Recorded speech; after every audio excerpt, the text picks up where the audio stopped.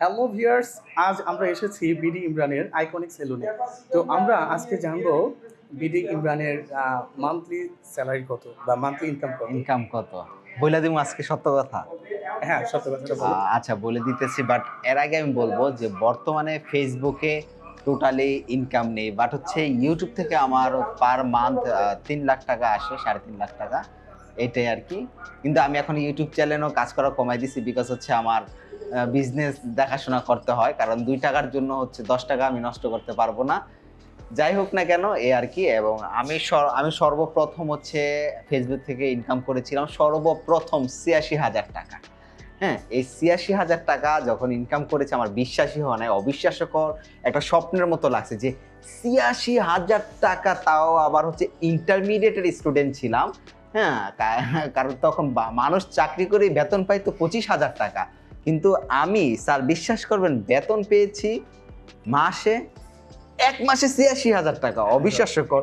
তারপর আমি ভাবছি যে স্যার এই টাকাটা আমি কিভাবে ওঠাবো, এত টাকা, মানে তখন তো আমার কাছে 86,000 টাকা মানে অনেক কিছু, এত টাকা আমি কিভাবে নিয়ে যাবো।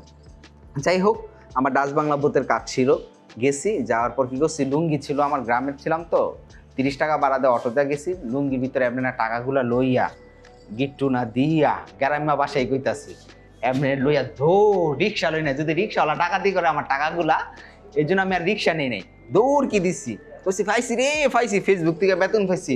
তারপর মায় কয় কি কত টাকা বেতন পাইছ, আমি কই কি যে টাকা বেতন পাইছি 86,000 টাকা।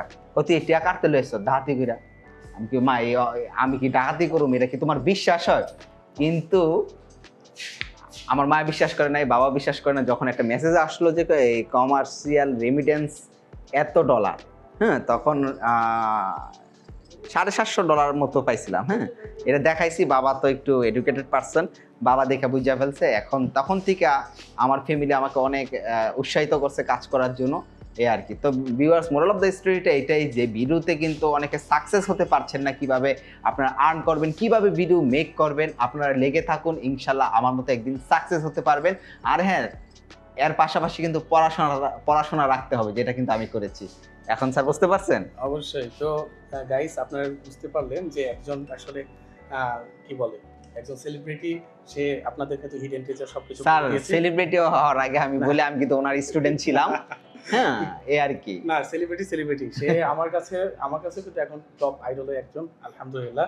যাই হোক, ছাত্র ছিল, সেই ছাত্রদের বিষয়টা আলাদা, কিন্তু সেই সম্মানের জায়গা এখন বর্তমানে সে কিন্তু আমার চেয়ে অনেক উপরে উঠে গেছে। না স্যার, এটা বললেন না, এটা বললে লজ্জা দেন না। যাক, তো আজকে যে তথ্যগুলো পাইলেন আপনারা, অবশ্যই সেই তথ্যগুলোকে অ্যানালাইসিস করবেন এবং আপনারাও সফলতার যে হিডেন টিচারটা জানলে সেগুলো থেকে আপনারাও কিছু নিতে পারবেন।